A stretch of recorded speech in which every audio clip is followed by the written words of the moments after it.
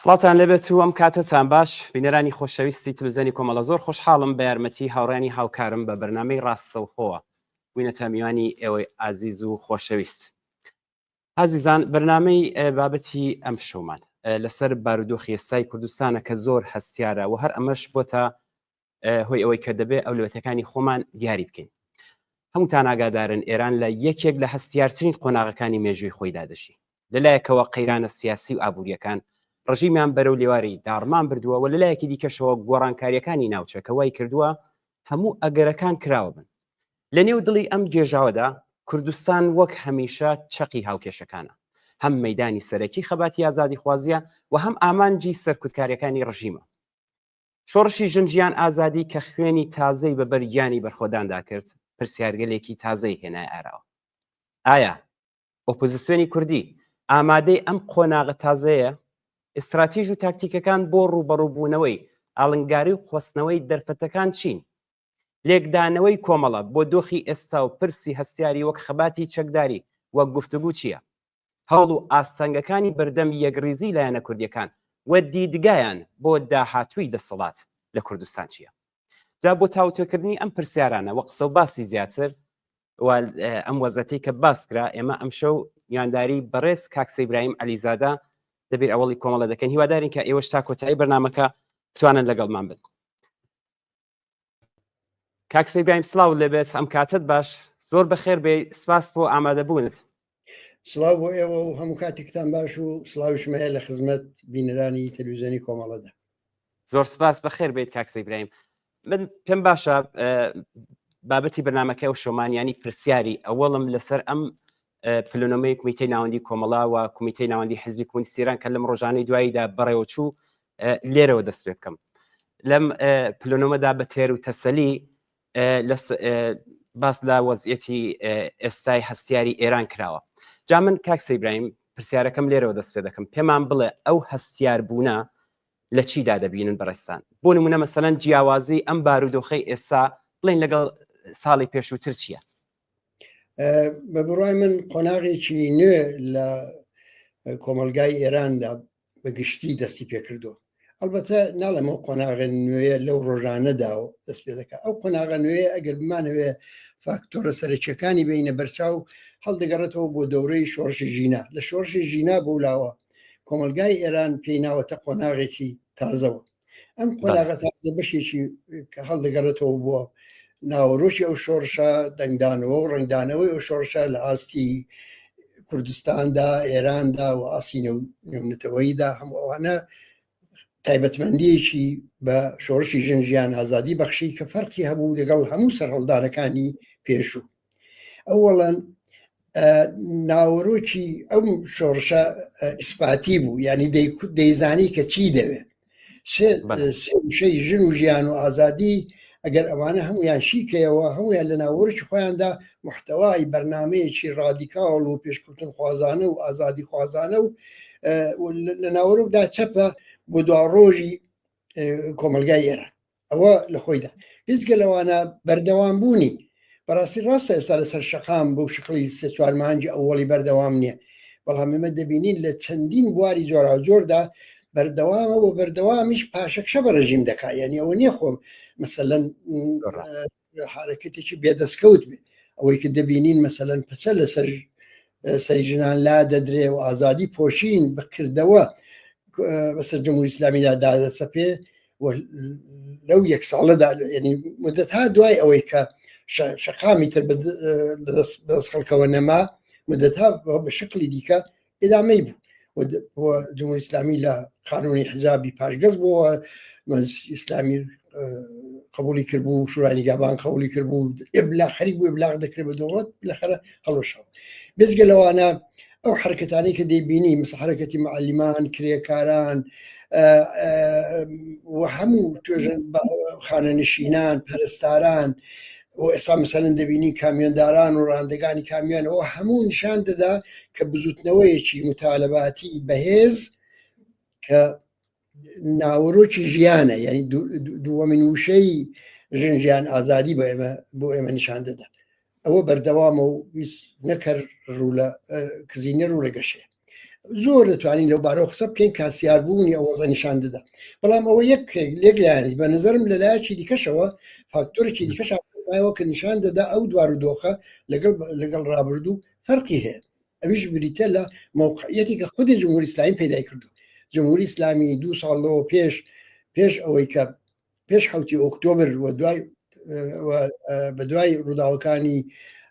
لوبناان و دوای ڕوخانی بەشار ئەسەد و دوای ئەوەی کە کولەن ئەو هێزانەی کە لایەنگری کۆماری ئیسلامی بوون لە گۆشەکەناری ڕۆژهەڵاتی ناوەڕاست دەوریان دەنوان هەمووی ئەوانە ڕوو لە کزین پەیوەندیان لەگەڵ کۆماری ئیسلامی بوو بە نەهێنی شاراوە تەنانەت کۆماری ئیسلامی خەریکە پاکانەوەش بۆ ئەوی دەکاکە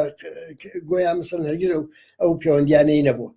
هەمووی ئەوانە کە گڵۆڵیان کەوتە لێژی و کۆماری ئیسلامی ئەو دەسەڵاتە بێوێنەیە کە هەموو جارە پێی دەنازی لە 5 پایتەختی ڕۆژهەڵاتی ناوەڕاست حکم ڕەوایی دەکات ئەوەشی نەما بەس بەو هاوسەنگی هێزیش گۆڕا یعنی بەس هەم خەڵک گۆڕاوە خەڵک داخوازەکانی ڕۆشنە متالباتی ڕۆشنە لە مەیداندا ماوە مەیدانی چۆڵ نەکردووە ئەوە یەک کۆماری ئیسلامی گۆڕاوە و ڕابطەی بینی ئەو دوانەش گۆڕاوە یعنی خەڵک ئێستا هیچ ئومێدێکی بەوە نەماوە گە گۆیە لە ڕێی ئیسلاحات یا لە ڕووی سندوقی دەنگدان یا لە ڕووی بەسەر ڕفۆرمای لەونەوە داخوازەکانی بەدیدێت ئەلبەتە خۆی دەمێک بۆ ڕوویداوە بەڵام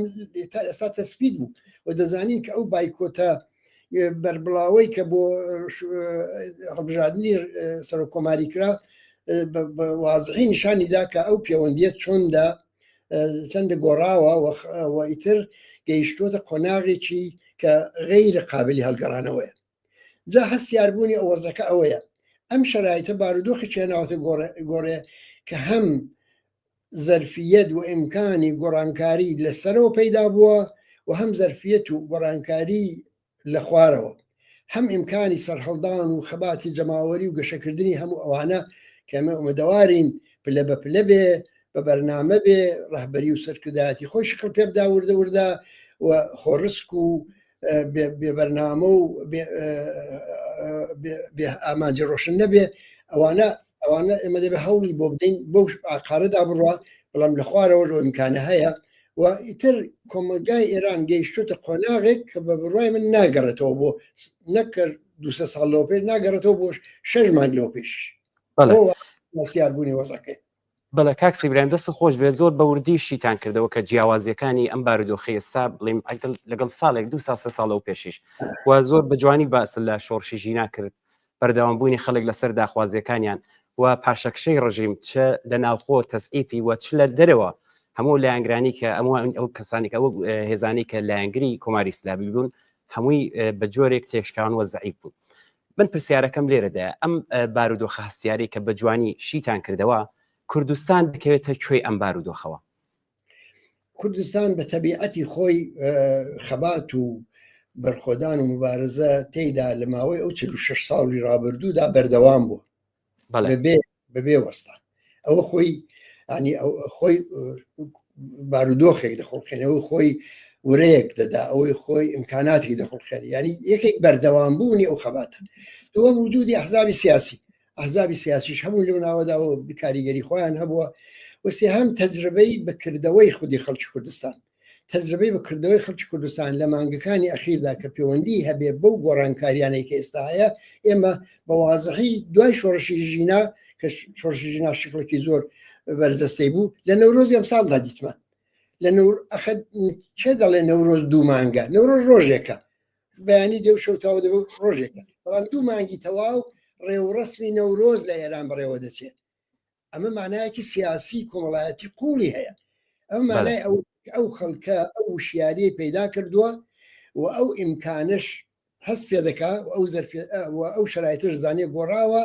و بە شکڵێک کە لە توانایدایەوە لە ئاسی جەماوەریدا دەتوانێت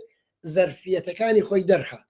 یعنی ئەو پەیامی ئەو نەورۆزە ئەوە بوو بە جامعی بە دەوڵەت بە جمهوری ئیسلامی بە جامعی جیهانی بە خەڵکی ئێران بە هەم بە خودی کوردستانیش پەیامی ئەوە بوو کە ئەگەر ئێمە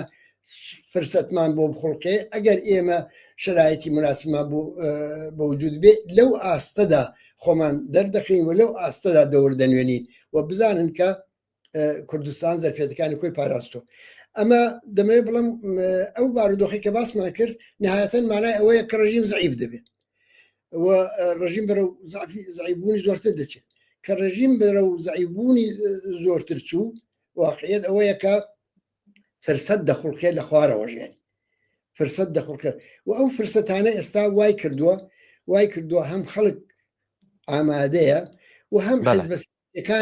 حزب سیاسەکانیش خەوتونەتە خۆ بۆی دەور ببینن حزب سیاسەکان کەسە بە پێی ئستراتێژی خۆی بە پێی سیاسەتی خۆی بە پێی بۆچوونی خۆی دەور دەبینێ ئەوە نفسی ئەوەی کە ئەو جموجۆڵە بە نەوعێک لە ناو هەر کامێشیاندا بە پێی ئستراتێژ و بەرنامە و پێگەی چینایەتی و سیاسی خۆیەوە کەوتوەتە خۆ نیشان دەدا کە هەموو کەس ئەو واقعەتی لێ حاڵی بووە ئەو شتێک شاراوە نیە کە هاوسەنگی هێز گۆڕاوە و کوردستان دەتوانێت دەورێکی تایبەتی هەبێت. زۆر باشە کاک سەیبراهیم زۆر بە باشی هەم جیاوازی و هەم تایبەتمەندی کوردستانتان باس کرد و هەم زەرفەتەکانی لەچاو بەشەکانی ئێران. خۆشتان ئاماژەیەکی کورتان پێدا ئەم بارودۆخی کە باستان کرد دیارە ئەرگەلێک دەخاتە بەردەم ئەو ئەرکانی کە بڵین دیاری کراوە باس لە ئەرکەکانی حیزبەکانیش کرد ئێمە باس لە خۆمان دەکەین ئەولەویەتەکانی کۆمەڵ و حیزبی کۆمۆنیستی ئێران لە پەیوەند لەگەڵ ئەم لێکدانەوەی کە بەڕێستان کردان چی دەبێت؟ پێش هەموو شتێک ئەولەویەتێکی نەگۆڕی ئێمە عبارەتە لەوەی کە فعالیەتی حیزبیمان فعالیەتی تەشکیلاتی و سازمانیمان کە تایبەت بە کۆمەڵەیە تابەت بە حیزبی کۆمۆنیستی ئێرانە ئەوە تاتیر هەڵناگرێت و ئەوە ڕێوشێنی خۆشی هەیە ئەوە ئەگەر شرایط دموکراتیکتر بێ ئەگەر فەزای سیاسی بکرێتەوە گوستەرش پیدا دەکات ئەگەر فەزای سیاسی بەستە بێ خاناخا مەحدود دەبێت و چکۆڵە دەبێتەوە ئەوە بەشێک کە کاری ڕوتینمانە و کاری هەمیشەیمانە بەڵام بەشێکی مهم کە تایبەت بەو بارودۆخە ئەوەیە کە ئێمە دەبێت هەوڵ بدەین تێکۆشەرانی هەڵسوڕا و سیاسی و هەڵسوڕاوانی بزوتنەوە کۆمەڵایەتیەکان و بزوتنەوە مەدەنیەکان لە ئەندێشە و لە فکری سازدانی شۆڕش دابن لە ئەندێشە و لە فکری سازدانی کار لە مقیاس و لە ئاستێکی ماکرۆ دابن لە ئاستێکی گەورە دابن ئیتر کاری وردەوردەی بخش لە سەرخشدانان کە کاری ڕوتینمانە سرفەن وەڵام دەرەوەی ئەو بارودۆخە نابێت ئەو مانای ئەوەیە کە ئەم تێکۆشەرانە دەبێت زەرفیەتەکانی خۆیان لە ئاستێکی جەماوەریدا ئاشکراکەن شەرت نییە بە احتمالی زۆریش بەشی زۆری ئەوانە هیچ پەیوەندیش حیزبیان نییە ناتوانێت هەیان بێ بەبێنەی بەبوونێ و شرایطەوە بەڵام پەیوەندە کۆمەڵایەتیەکانیان دەبێت پەرە پێ بدەن ئەم تێکۆشەرانە دەبێت کەسانی خۆشنیە و جێگای متمانەی ناو جەماوەر بن دەبێت ئەو جێگای خۆیان تەسپیتکەن دەبێت ئەو موقعیتانەی کە هەیەە تەقویەتی کەن ئەگەر نیانە بەدەستی بێنن بەڵام ئەگەر بۆ ئەوەی ئەوانە بەدەست بێنن ینی بۆ ئەوەی کە بتوانن زەرفێتەکانی خۆیان لە ئاسی کۆمەڵایەتیدا دەرخەن دەبێت کاری بۆ بکەن دەبێت بە فکری دەردومەرگی خەڵکەوە بن دەبێت لە شای و لە شیندا دەگەڵیان دابن لە خۆشی و ناخۆشیان دەگەڵیان دابن لە کاری ڕۆژمەڕەدا بگرە لە ئەوەی کە نانێ بخانە سفرەیانەوە لە نەتیجەی خەباتێکی کرێکاری ئەوەی کە ئاوادانیەک بۆ گەڕشێک بێن نەکایەوە لە نەتیجەی ئێترازێکی مەدەنی ئەوەی کە مەسەرەن ژینگە پارێزن بۆ فەزای حیاتی ئەو خەڵکە تووشی وێرانبوون نەبێ بە هەر حاڵ ئەوەی کە دەرزیەک لە درۆیەک لە قالبی خەڵک بێنە دەرێ و بەونەوە ینی ئەو جۆرەی کە فارسی دەڵێ دەردەلی دووز بە هەر حیلە ڕێهی باەت کرد دەبێت بە هەر شکلێک بووە ئەوان بتوانن لە ناو جەماوەردا خۆیان بکەن جێ بکەنەوە جا ئەهمیەتی ئەو قسە لە چیدا ئەوە ئێمە نین ئەهمیەتی ئەوە هەر ئێمە نین کە ئەوە دەزانی اتفاقاً جمهوری ئیسلامیش باش ئەوە دەزانی چەند مانگ لەوە پێش بوو ئوستانداری کوردستان جەماعەتێک لە ئینسانە خۆشنیەوەکانی شاری سنەی بانگێش کرد داوەتی کردن و تەشویقی کردن کاکە خۆ ئێمە دژی ئەو کارانەیەوە نین و بەڵام با بە هەماهەنگی بکەین و بابێکەوە بزانین هاوکاری بکەین و خۆ باش ئێمەش پێمان خۆشە کۆمەلگای مەدەنی گەشە بکەوە ئێمەش پێمان خۆشەکە خەڵک ئرادەی خۆی نیشان بدا هەمووان ئەلەو قسانەیە بۆ کردن بۆ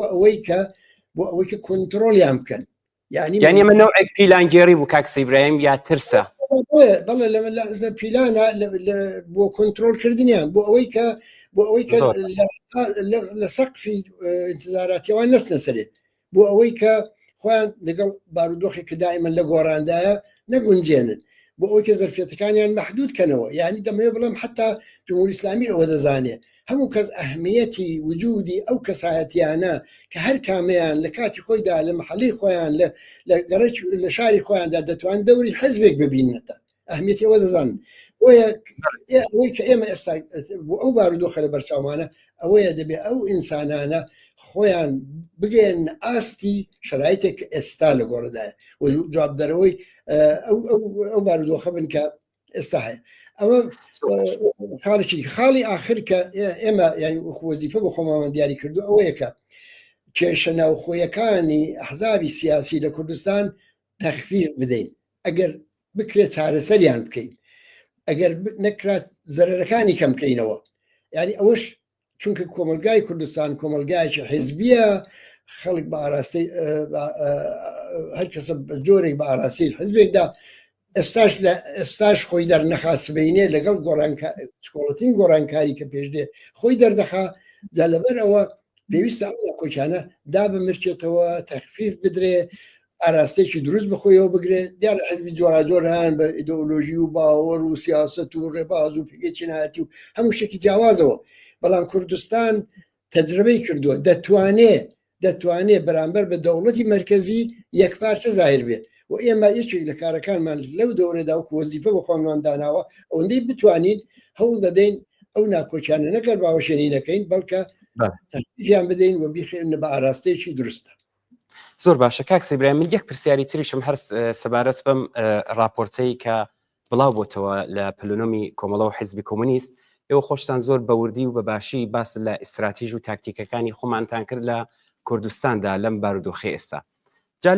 لەم راپۆرتەدا کاک سەیبراهیم دوو خاڵ من زۆر سەرنجی ڕاکێشام بۆ سەرنج ڕاکێشیشە بەڕاستی یەکەمیان باس لە خەباتی چەکداریە و دواتر گفتوگو لەگەڵ دوژمن جام پرسیارەکەم کاک سەیبراهیم لێرەدایە هاتنە گۆڕەی ئەم دوو بابەتە لەم قۆناغی ئێستادا لە چیدا دەبینین بەڕێستان تاوجگەی کە بە ئەو قۆناغە مربوط بێکە پلەنۆمی کۆمەڵی تێدا بەڕێوە چوو ئەم بابەتانە ئەساسەن لە پەیوەند لەگەڵ ئاکامەکانی کۆنگرەی 12 پارتی کرێکارانی کوردستان پێکاکا بوو ئەوە بووکەوە ئیستلاح ئەو مەسئلەی هەناگۆڕێ لەبەرەوە پارتی کرێکارانی کوردستان حزبێکی سیاسی مهمە لە کوردستان هەڵسوکەوتی سیاسەتی کاریگەری هەیە لەسەر هەموو پارچەکانی کوردستان و پارتنەریشی هەیە لە کوردستانی ئێران پارتنەری هەیە لە کوردستانی ئێرا پارتنەری هەیە لە ڕۆژاوا پارتنەری هەیە لە کوردستانی باکوور ئەوان جا لەبەرەوە هەڵوێستی کاریگەری دەبێت لەسەر ئەو مەسەلێ ئێمە پێمان خۆش بوو لەو پەیوەندێدا دوو خاڵ ڕۆشنکەینەوە یەکەم ئەوە کە ئێمە پێمان وایە کە دەکرێت لە وڵاتێکی وەکو تورکیا کە بەهەرحاڵ جۆرێک پەیوەندی لەگەڵ نیوچە دموکراسیەکی سەرمایه‌دارانەی ئوروپایی هەیە و نیوچە ئازادی هایەکی تێدا بەڕێوە دەچێت لە وڵاتێکی وەکو تورکیا شەرت نییە کە ئامانجەکانی خەڵکی کورد هەر ئلزامەن بە خەباتی چەکداری بەڕێوە بچێت لەگەڵەوە ژاد دەزانی خەباتی چەکداری خودی دەوڵەتی تورکیا بەسەریان داسەپاندن دوای ئەو کودتا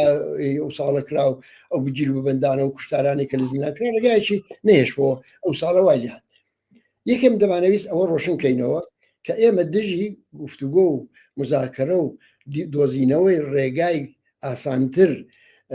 و ڕێگای مسالمەت ئامیز بۆ گەیشتن بە هەمان ئامانجی دیاریکراو نییە ئەوە بەڵام دەمانەویست ئەوە تاکید بکەین کە ئەوە دەبێت بە پێی نەقشەی تۆ بێ نەک بە پێی پیلانی دوژمن ئەگەر بەپێی هەڵسەنگاندن و تێگەیشتن و بەرنامە داڕشتنی خۆت بێ ئەوە دەستکەوتی هەیە ئەگەر بە پێی پیلانی دوژمن بێ ئەمڕۆ یاسبەی هەڵدەوەشێتەوە ئەوە خاڵێکی مهم بوو خاڵی دووهەم مەسەلەی لە مەسەلەی خەباتی چەکداری ئێمە پێما وا بوو کە خەباتی چەکداری ئەگەر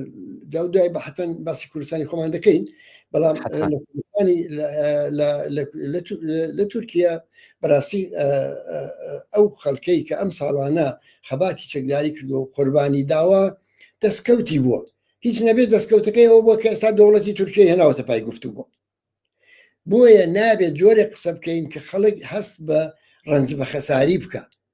یعنی شەرعیەتی خەباتی چەکداری استراتیژیکەن بەرەتە ژێر پرسیار خەڵک ئەحساس بکە ئەو خوێنانەی کە داوێتی ئەو ڕەنجەی کە لەو پێناوە بردوێتی ڕەنجی بێحاصل بوو دەبێ بزانین کە ئەگەر دەستکەوتێکیش ئەمڕۆ ممکنە مسۆگەر بێ بەرهەمی مبارزەیەکی عادڵانە و سەرسەختانە بۆ کە دەگەڵ دەوڵەتی تورکیا کراوە. وتم ئەگەر ملەتێک وا ڕفتار بکەین کە ملەتێک هەست بە ڕەنج بە خەساری بکە قەرەبووکردنەوەی زۆر مشکلە. بۆیە ئێمە لەو پلەنۆمەدا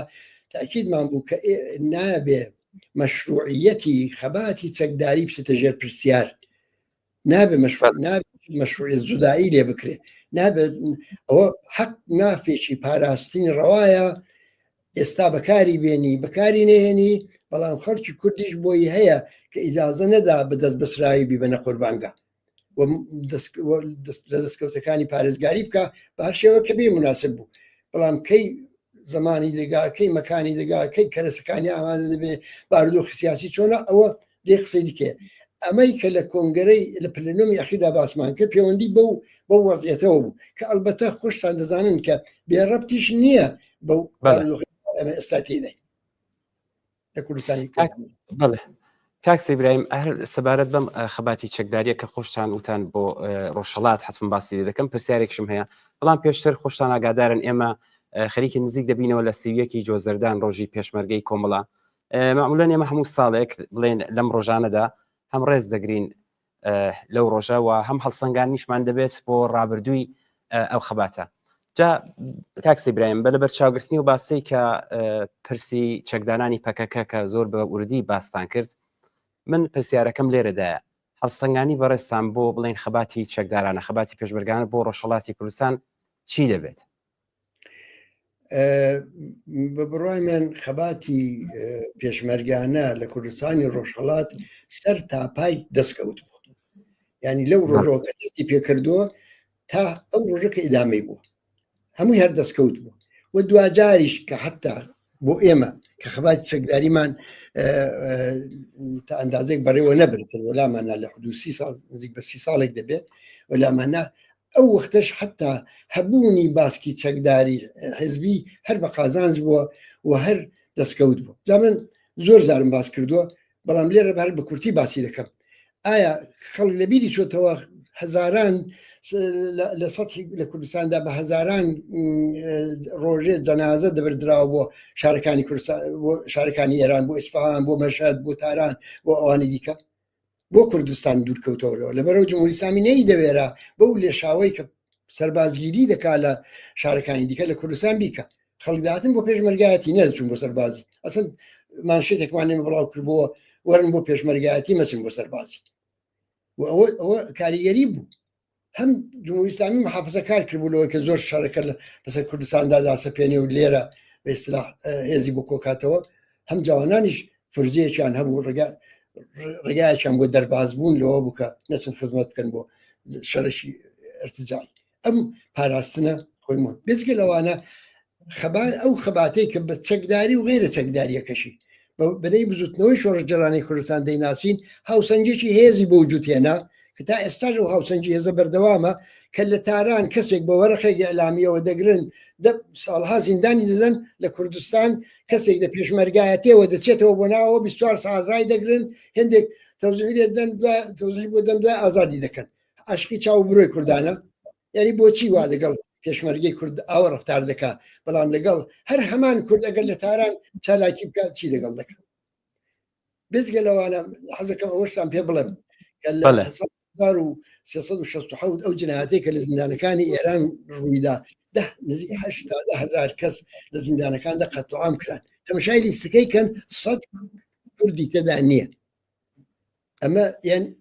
لە حاڵێکدا کە مقاومەت هەبوو. دەمەوێ بڵێم خەڵکی کورد بە تەجربە دیتیان بە مقاومەت تەلەفاتیان کەمترە، بە مقاومەت دەستکەوتیان زۆرترە تاوەکو ئەوەی کە تەسلیم بن یا ئەو بێتەفاوت بن فڕی دژمن بەسەریاندا سوار بێ. بەرەوە من شانازی دەکەم بەو ڕابردووی کە هێزی پێشمەرگی کۆمەڵە پێدا ڕۆیشتۆ و هەر لێرەشەوە بەڕاستی بەردەم سیوێکی زۆر دەدام پیرۆزبایی ئەو ڕۆژە دەکەم لە هەموو تێکۆشەرانی ئەم ڕێزەکانی کۆمەڵە چل ئەوەی لەگەڵ ئێمە ماون چ لەوەی لە دەرەوە لە ناوەوە لە هەرچوان بوون دەورەیەک لە ژیانی خۆیان پێشمەرگە بوون و شانازی پێوە دەکەن ئەوە لەبەرەوە بە بڕوای من ئێمە وەختی دێنە هەڵسەنگاندنی ئەو ڕابردووە بۆمان معلوم دەبێت کە ئەو ڕابردووە غیری دەستکەوت غیری شانازی چیکەی نیە بەڵام ئایا ئێستا گونجاوە خەباتی چەکداری من دەڵم ئەگە ئەمە 20 ساڵێکشە دەستی بۆ نابین هۆکاری هەیە دوو هۆکاری ئەساسی هەبوو یەکیان ئەوە کە ئێمە پێمان وا بووە کە سەرەتایی بە خۆدا هاتنەوە و بژانەوەی خەباتی جەماوەری دەستی پێکردووە دوای ئەو هێرشەی ئەوڵت کە جمهوری ئیسلامی هێنای و چەندین ساڵ کوردستانی داپڵوسی و تێکۆشەران هەموو هەستان هەڵاتن بوونە پێشمەرگە و چونە لە دەرەوەی شارەکانمانەوە و خەباتی پێشمەرگانیان کرد وردە لە ناوخۆی وڵات کەسایەتی و چێهرە و فعال و تێکۆشەری خەباتی مەدەنی پەیدا بوو ڕێگا و شوێنی کاریان دیتەوە ئێمە هەستمان کرد بەوەی کە خەریکە ئەم بزوتنەوەی جەماوەریە لە ناخی خۆیدا بژانەوەی بخۆیەوە دەبینێت لە جریانی کوژرانی شوانی سەی قادری 1964 وابزانم لە جریانی کوژرانی ئەو دیتمان بۆ ماوە یەک مانگ سەرتاسەری کوردستان بە خەباتی مەدەنی و ئەترازی کرد ئەوەی دەردوای بە مانگرتنیی گشتی کە سەرەتای مانگرتنەکانی دواتریش بوو دەرەژەی پێدا ئەوە یعنی بە ئێمە دەڵێ کە نەک بەهۆی ئەوە کە ماهیەتی جمهوری ئیسلامی گۆڕابێ بەڵکە بەهۆی ئەوە کە کۆمەلگا خەریکە ڕێگا و شوێنێکی تازە دەبینێتەوە بەهۆی ئەوە ئەو خەباتی چەکداریە ئێستا ئەولەوێتی ئێمە نییە و نابێ ئەولەوێتی ئێمە بێ خەڵک نابێ منتەزیر بن نین منتەزیرش نین دەشی بینین کە لە دەرەوە هێزێکی نەجات بەخش بێت و نەجاتیان بدە نەجات هەر لە ناو خۆیان و بۆ سلەی خۆیان و سیمۆڕەکار خۆیان دووهەمشت ئەوەیەکە دووهەمشت ئەوەیەکە ئەوش ئەرستکەم و تاوی دەکەم کە ئێمە پێمان وایە خەباتی چەکداری ناتوانێت پشت ئەستور بێ بە پشت جبهەی وڵاتێکی دیکە کە ئەو وڵاتە خۆی بەپێی بەرژەوەندی خەڵکەکەی بەپێی بەرژەوەندی دەوڵەتەکەی بەرژەوەندی هاشی دیکەی هەیە و من ناتوانین بازی خەباتی چەکداری خۆمان بخەینە سەرشانی دراوسێکەمان نابێ ئەوە دەبێت ئەوە ئیمکان پەزیر نییە شرایطێک یاگە ممکن بێ بەڵێ ئەوە وەختێک بووە جبهە بووە چەند ئێرانی عێراق بۆ منطقەی ئازاد بووە لە کوردستانی عێراق هەمووان بەڵام دوای لە کوردستانی عێراق حکوومەتی هەرێم تشکیل بووە دەوڵەتی عێراق مەرحەلەی شەڕی تێپەر کردووە ڕژیمەکەی گۆڕاوە شرایطی تازە هاتە گۆڕێ دەبەرەوە ئەو بارودۆخە گۆڕاو ئێمە ئەوەشمان نەویستێ بۆیە ئێمە کوردستانی عێراقشمان بە پشت جبهەیەکی لەبار بۆ خەباتی چەکداری نەزانیوە ئەوە پێداچوونە هەموو پێداچوونەوەی ئێمە لە خەباتی چەکداری لە 20 ساڵ لەوە پێشەوە بەئەساسی ئەو دوو فاکتۆرە دامەزراوە کە عەرزم کرد. زۆر باشە کاک سیبراهیم بەبینە من سەرتەوەرێکی دیکەم هەیە لەسەر گفتوگوێمان کە زۆر گرینگە لەم ڕۆژانەی دوایدا دانیشتێک هەبوو لە نێوان بڵێن ئێمە کۆمەڵە ڕێکخراوی کوردستانی حیزبی کۆمونیستی ئێران و کۆمەڵەی شۆڕشیێری زەحمەتکێشانی کوردستانی ئێران و ڕاگەیاندنێکیش بڵاو بووە هەموو وازانن ئێمە لە 2 ساڵی ڕابردوودا چەند جاری دیکەش کۆبوونەوە بڵێن لەم چەشنە بەڕێوە چوە تەنانەت هاوکاتگەلێک لە بواری جۆرا و جۆر لە مثلا هاوکاری بووە چون لە هەرێمی کوردستانێمە تووشی ئەم کێشانە بووین ئەم فشارانەی کە هاتووە ویان لە جریانی شۆڕشی ژیان ئازادیدا لەمانشدا کاری هاوبەش کراوە بەڵام ئەم دانیشتە کاک سیبراهیم خۆشتان ئاگادارن دەنگدانەوەیکی زۆری بووە تەفسیر و لێکدانەوەیکی زۆریشی بۆ کراوە من زۆرم پێ باشە لەسەر ئەمە پێمان بڵێ بۆچی وا بووە و تایبەتمەندیەکەی چی بوو ئەم دانیشتەی ئێستا و هاوکاری هاوبەشە جارێ پێتان بڵم کە ئەو نوع پەیوەندی و هاوکاریانە شتێکی تازە نییە لە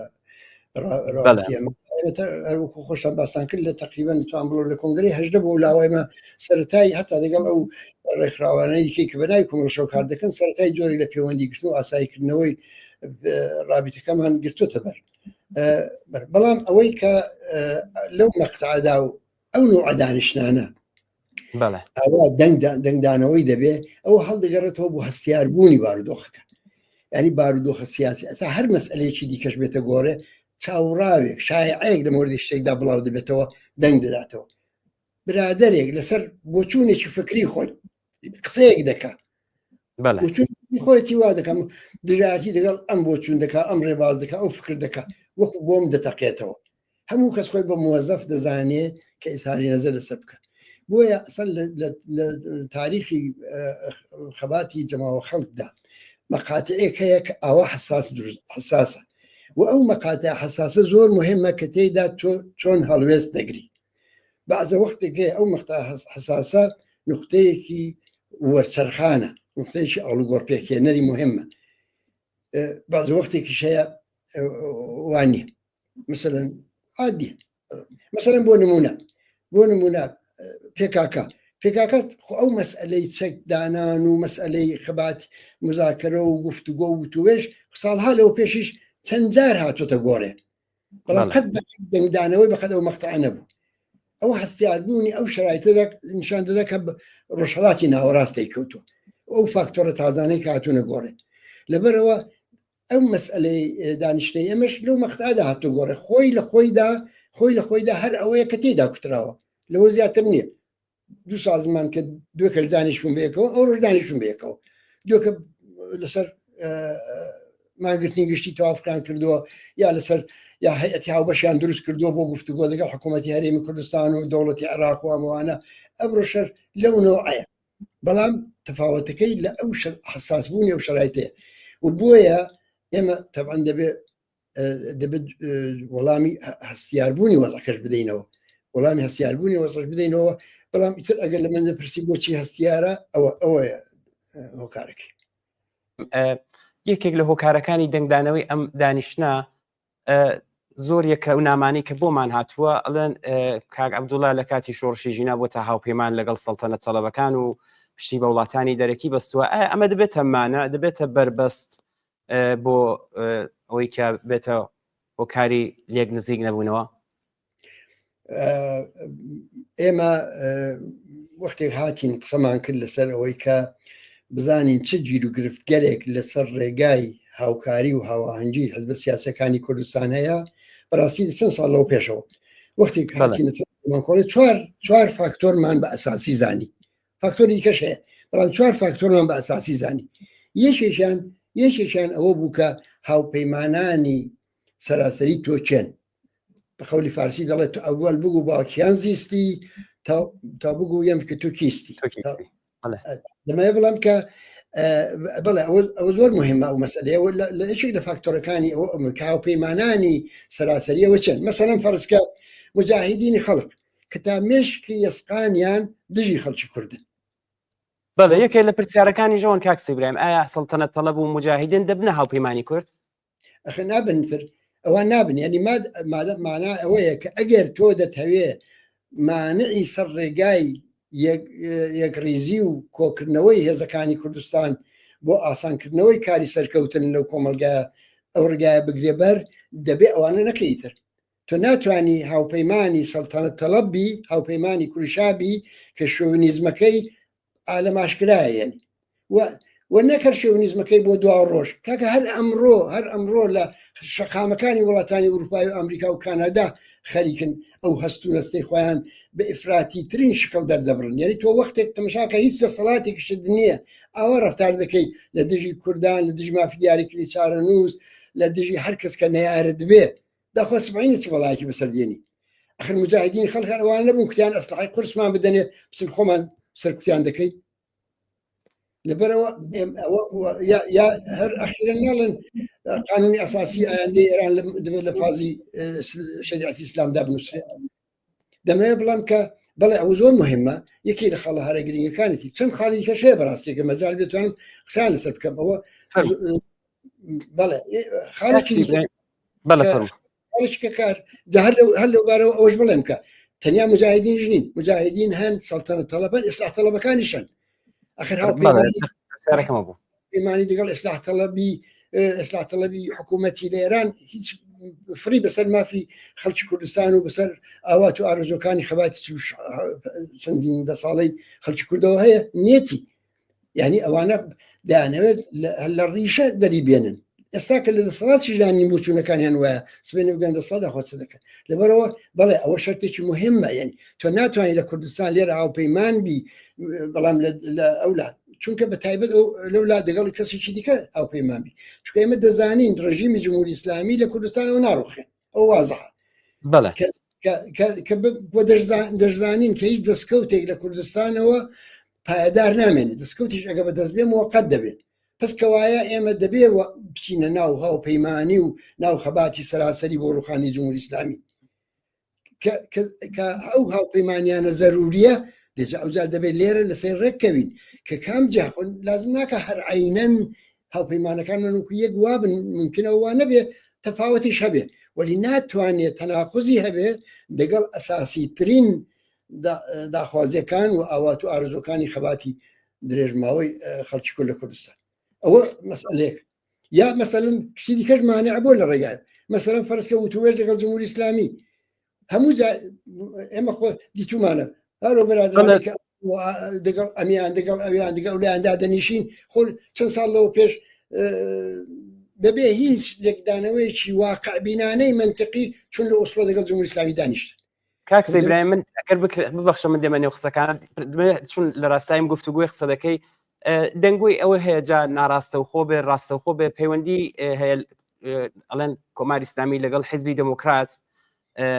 گفتوگو لە گفتوگودا پێم باشە بزانم ئەسەن ئەمە چەندە ڕاستە ئەگەر شتێکی وابێت کاریگەریەکی دەبێتەمە ئێمە غەیری شایع و دەنگۆ هیچ کەمان نەبیستو ینی ئەوەی کە دەنگۆیە خۆ دەنگۆیە بڵاو دەبێتەوە بەڵام جاری واشەیە ئەلبەتە خۆی جمهوری ئیسلامیش بەعزە دەنگۆیەک بڵاو دەکاتەوە بۆ تەفرەقە ئەندازی بۆ دووبارەکینەوە شتی سکۆڵە گەورە دەکاتەوە ئەوانش هەیە دەبێت ئەوشمان لە بەرچاو بێ بەڵام چ دەنگۆ بێ و چ واقعی بێ بەڵام لە ڕابردوودا ڕووی داوە هەیئەتی نمایەندەجی خەڵکی کورد هەر لەسەر گفتوگۆی جیاواز دەگەڵ جمهوری ئیسلامی تێکچوو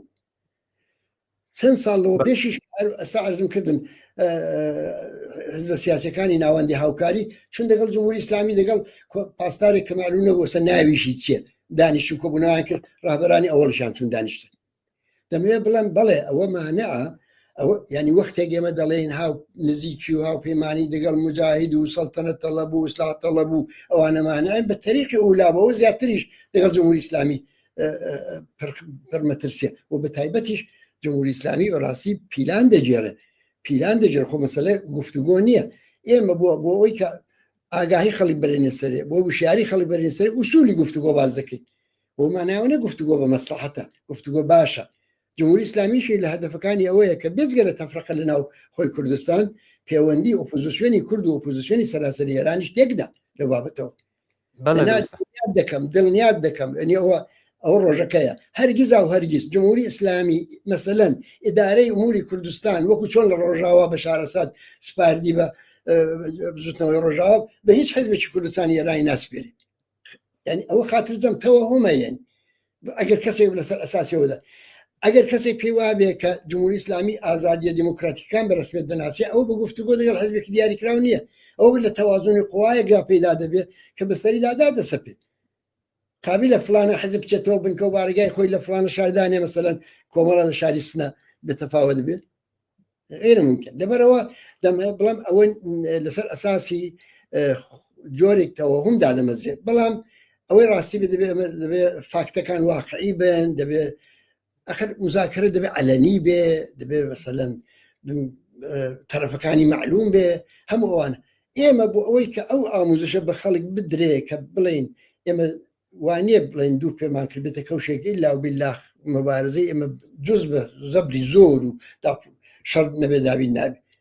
گوتمانە خەڵک بابزانن کە دەتوانن هاوسەنگی هێزوا دروستکەنەوەکو چۆن لە ناوەوەی وڵات هاوسەنگی هێزەکە وا لێ دەکەن کە بتوانن نەورۆز بەڕێوە بەرن دەتوان لەو ئاسەردا ئەو بنێن لەبەرەوە بە خەتەرناکی و مەترسیداری دەزانم بەڵام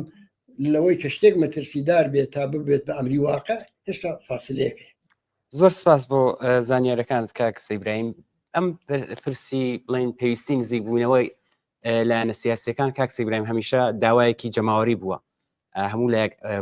بۆ خۆشمان ئەزانی لە ماوەیدا کە بارودۆخی سیاسی گۆڕاوە کاک سەیبراهیم و هەلومەرجێکی تازە هاتوۆتە ئاراوە چ کارێک بۆ ئەو پرسە کراوە بەکوێ گەشتووە ینی تا ئەو جگەی کە بە خۆمان مەڕوتە بە ئێمە کۆمەڵە و حیزبی کۆمونیست لەمە بەدووا بۆ بە نەتیجەگاندی چی دەکرێت چی کراوە چ هەنگاوێک هەڵگیراوە تا ئێستا بەڕاستی مەسئلەی فعالیەتی عەمەلی و فعالیت تێکۆشانی مەیدانی زۆر شتێکی مهمە و شۆڕشی ژنجیان ئازادی ئەو بوارە بوو لەگەڵ دەستپێکی شۆڕشی ژنجیان ئازادی ئێمە و ئەلبەتە حزبەکانی دیکەش ئینسافەن هەمومان لەگەڵ کۆڵی اختلافات و پێشینە و کێشە و ئەوانەی لە جیابوونەوەکاندا نازام لە ڕابردوودا هەموو ئانەمان وەلانە و دانیشتی خۆمان هەماهەنگ کرد مەسەلەن ئێمە هەماهەنگ بووین لەسەرەوەی کە شۆڕشی ژنجیان ئازادی لە کوردستان میلیتاریزە نەکرێت بۆ سەگ نەبردرێ هەماهەنگ بووین هەماهەنگ بووین لەبەرەوەی کە تۆز ینی ئەنی بوو تۆز لادان و ئەولا بوو بەڵام نهاتن هەموو هێزەکان خۆیان گرتەوە و هەماهەنگ بووین لەوەی کە ئیجازە بدەین جەماوەری وەسیعتر لە کوردستان بێتەکایەوە و ئیجازە بدەین خەڵکی جەماوەری خەڵ لە ئێران لە مقیاسێکی گەورەتردا بێن بەهانایانەوە ئەوە مەسەن تەجربەیەکی مثبت بوو چەندین مانگرتنی گشتی ڕوویدا هەمووی دەستکەوت بوو بۆ خەباتی جەماوەری لەو دۆرە و دوای ئەوەش ئەوانە ئیدامەی بوو ئێمە ئەو کارانەمان هەموو کردووە لەو مەقطع دیاریکراوەدا بەڕاستی ئێمە بە خۆشحاڵیەوە دەمانکوت کە کۆبوونەوەی لە بروکسل گیرا کە بۆ یەکەم جار هەموو حزبەکانی لە جەر سەقفێکدا کۆکردەوە پێشتر هاوکاری بوو هەماهەنگیش دەکرا بەڵام دوو بە دوو دەبووینە واستە بۆ ئەوەی کە پەیوەندەکان ئاساییکەینەوە لەگەڵ یەکتر و کارەکە سەر بگرێت بەڵام لە بروکسل هەموو حزبەکان لە دەوری کۆبوونەوە و دڵخۆش سەر و دڵخۆشێکی پێکێنا من پێم وایە جمهوری ئیسلامی نە ئەوەی پێتەحمل دەکرا پێکرا و نە حتا ئەو دەرەجەیە لە هەماهەنگی کە لە هەرێمی کوردستان حزبە سیاسیەکان بەیەکەوە بوویان کە هەیەتیان دەنار بۆ لای UN هەیەتیان دەنار مشتەرەک بۆ لای دەوڵەتی عێراق بۆ لای هەنە ئەوەش پێتەحمل دەکرا لەبەرەوە پێم وایە بە ئەو ئەبزارانەی کە لە دەستیدا بەو زەرفێتانەی کە هەیەتی هەوڵیدا هەموو ئەوانە شتێکدا بۆیە ئێمە ئێستا هێشتا ناومێدنی لە فاصلەی ئەم تقریباً یەک ساڵی ڕابردوودا لەگەڵ هەموو حزبەکان پەیوەندی گیراوە و هەموو حزبەکان پرۆژە و پلاتفۆرمی خۆیان بۆ یەکتر ناردووە یعنی هەموو حزبانەی بەڵام لە هەرێمی کوردستان بن کە بارگیان هەیە دارێ ئەوە مهم ینی ئەوە دەنا خەڵکی دیکەش دەبێ بێنە ناو پرۆسەوە هەمویان پلاتفۆرم و نەخشە عەمەلی خۆیان بۆ یەکتر ناردووە ئێمەش ناردومانە بۆ هەمووان ئەوەی ئێمە ناوانە تەفاوەتەکەی لەوەدایە بەڕاستی کەلوەکو لێرش کورتێک باسمان کرد کە ئەو چوار ئەسڵە تێیدا بەرجەستەیە ئەو چوار ئەسڵە یەکەم هاوپەیمانانی سەراسەریت نابێ دژایەتی بێ لەگەڵ مافی دیاریکردنی چارەنووس و خۆک و ئازادی های دموکراتیکی خەڵکی کوردستان نابێ واردی گفتوگۆی جیاوازبی لەگەڵ سازشی جیاواز گفتوگۆ مەسەلەیەکی نەتەوەیە ئەسلی حاکمیەتی جەماوەر کە دەسەڵات مافی جەماوەرە دەبێت بەڕسمیت بناسرێت و ئەوەی کە باشم کرد ئەو سێ چوار خاڵە ئەساسی بوون کە ئەمە لەوەکی خۆماندا هێنامان یا دەستنەبردن بۆ چەک بەڵێ بەرامبەر بێک بەڵەمە زۆر گرنگ زۆر مهمە هەر ڕوویداوە هەر لە نزیکانی خۆماندا ڕوویداوە شتێک نییە مە لە زێنی خۆماندا دەرمان هێنابێت یعنی وا نامۆ نییە حزب سیاسەکانی وا حرام نەکراوە واقعی بڤە نییە کە بە ئاسانی مەلەکەی زێنی هەموو کەس بێ هەموو پێشمەرگێک بزانێ ئەو حەقەی نییە لە شێشەی ناوخۆیدا بە فەرمانی هەتا ڕاهبەری حزبەکەشی دەست بەرێ بۆ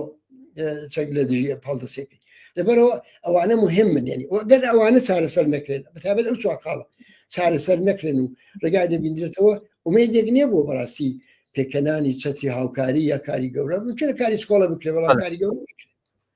کاک سیبراهیم باس لە ئەم پلاتفۆرمانە کرد کە هەموو حیزبەکان داوێنێتە درێ و باس لەم دانیشتنەی لە ماوەی دواییدا کرد بەڵام کاک سیبراهیم ئەگەر مانەوێت بڵێن ئەم پەیوەندی و هاوکاریانی کە لایەنە سیاسیەکان دەیکەن بەڕاستی زۆر کەمە و ئەگەر بژڵم بەداخەوە جاری واشە بەرەو دواوە دەڕوات گیر و گرفتەکان کاک سیبراهیم بەڕاستی چن بەڵام دیارەخۆ بە ئاماژەتان پێکرد بەڵام پێم خۆشە کەمێک گورتر بینەوە ڕاستی جیاوازەکان چین ئایدۆلۆژی بەرنامەی حیزبەکانە یا هۆکاری دیکەی هەیە ئەسەن دەبێت ئەوم چۆن چارەسەر بکرێت کاک سیبراهیم بێگومان جیاوازی فکری هەیە جیاوازی سیاسی هەیە جیاوازی چینایەتی هەیە جیاوازی لە استراتێژی و لە ڕێبازدا هەیە جیاوازی لە ڕفتاری ڕێکخراوەیی و تشکیلاتیدا هەیە یعنی هەموو ئەوانە هەر کامیان بنەوەبەی خۆی مانەوێک بەڵام لە بەرابەر مەسلحەتی جماوەری خەڵکو لە بەرابەر ئەو زەرورەتە کە ئەم خەباتە دەبێت لە زووترین کاتی ممکندا بە کەمترین زەرەر بە ئاکان بگات ئەوانە هەمووی دەتوانێت فەرعی بێتەوە. بەڵام بەعض جیاوازێک هەیە کە خۆی لە خۆیدا ڕێگرە لەسەر هەر عینی ئەم کارە. هەر ئەوەی کە ئەو خاڵانێک ئێمە باسمان کرد ئەوانە ئەو جیاوازیانن. ئێمە داوامان ئەوەیە کە ئەو هێزانەی کە دەیانهەوێ ڕاستگۆیانە بێنە پای ئەو مەسئلەیە لەو هەڵانەی کە لە ڕابردوودا کراوە خۆیان داماڵن. ئەگەر مەسەڵەن هێزێک ئەمڕۆژ بێ هەر شانازی بکە بە هاوکاریکردن لەگەڵ پەیمانی جۆرجتاون و پێی وابێکارێکی دروستەوە هەر دیفاعی لێ بکە، ئەگەر هێزێک بێ ڕێگادەستی مجاهدین بکاتەوە بۆ ناو زوتنەوەی کوردستان، ئەگەر هێزێک بێ بە ئاشکرا تەبلیغ بکە بۆ ڕێککەوتن لەگەڵ ئیسلاح تەڵەبەکانی کورد، وەکو ئیسلاح تەڵەبەکانی ئێران و ئیسلاح تەڵەبەکان لە کوردستان و هەمووانە دەیانێت بەردی بناغی شۆڕشی کوردستان دەرهێنن، ئەگەر هێزێک بێ تووشی تەوهمی پێشاوەڕی سازان لەگەڵ جمهوری ئیسلامی بێ، خۆ معلومە هیچ هاوکارێکی ناگرێت. لەبەرەوە جەماوەری لێرەدا ڕوومان لە جەماوەری خەڵکی کوردستانە. جەماوەری خەڵکی کوردستان کە بە حەق وحدەت تەڵەبن و بە حەق لە جەریانی نەورۆزی ئەو ساڵدا نیشانیاندا بە هەموو گرایش و بیر و بۆچوون و فکری جیاوازەوە لەو کۆبوونەوە جەماوەری عەزیمانەدا کە بەرپایان کرد، کەسێک بە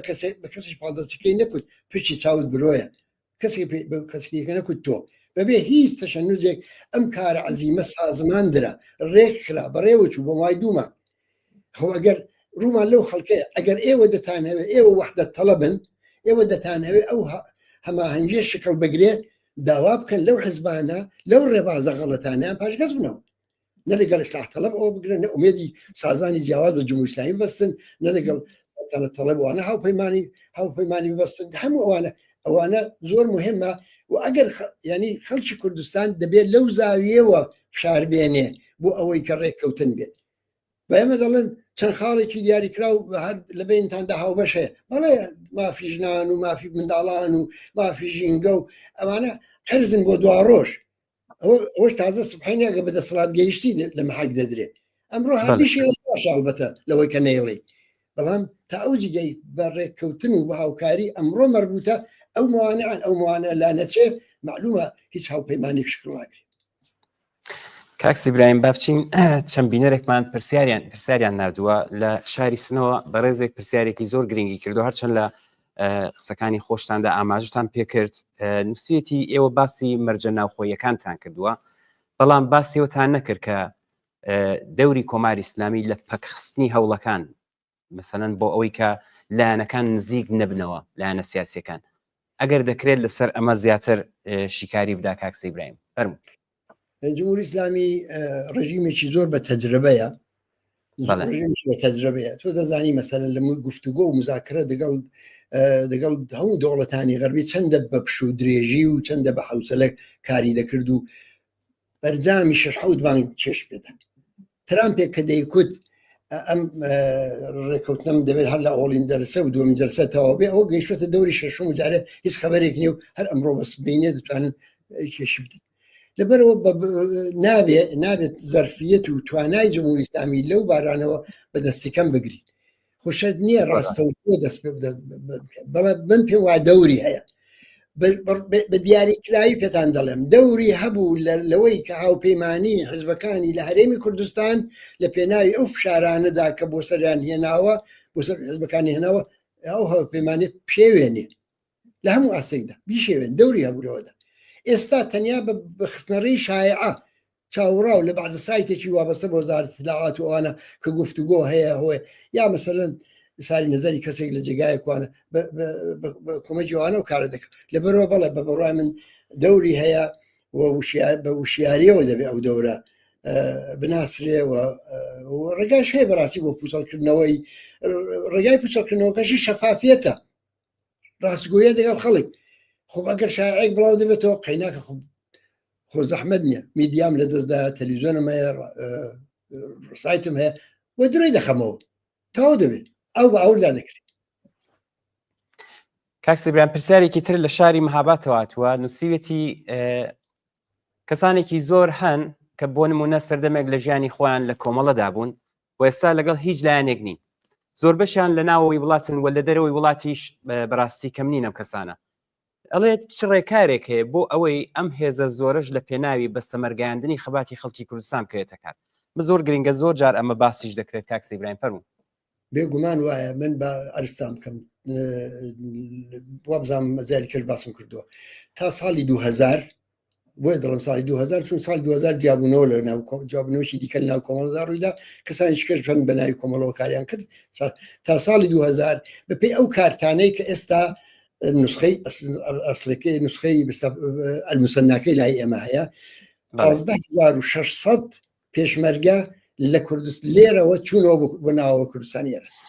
فقط پێشمەرگە کە دەورەی خەباتی پێشمەرگانەیان بوو بێجگە لەوانە نزیک بە تا ئەو ساڵە نزیک بە 3000 کەس لێرەوە چۆتە دەرەوەی وڵات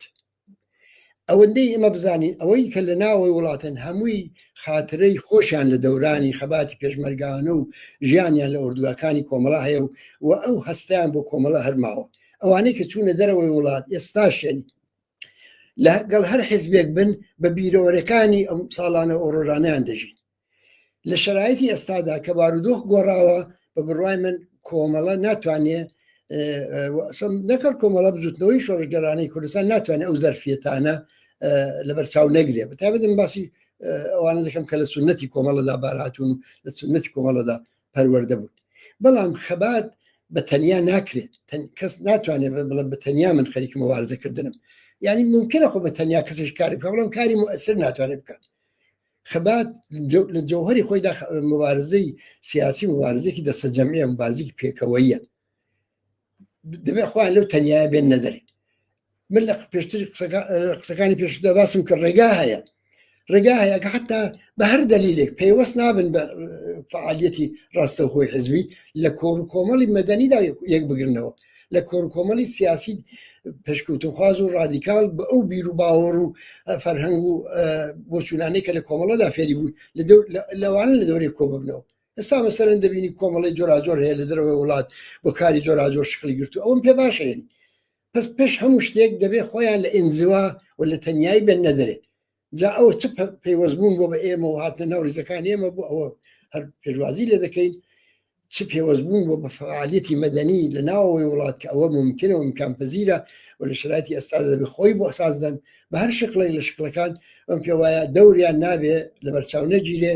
و ئێمە ڕێزیان بۆ دادنین و پێشوازی دەکەین لە تێکۆشانیان و هەروەها شانازی دەکەین بە ڕابردووشیان زۆر سپاس کاکسی ئیبراهیم پرسیارێکی تریش هەیە ئەڵێ باسی پرسی دەسەڵاتی جەماوەریتان کرد ئەمە زۆر گرینگە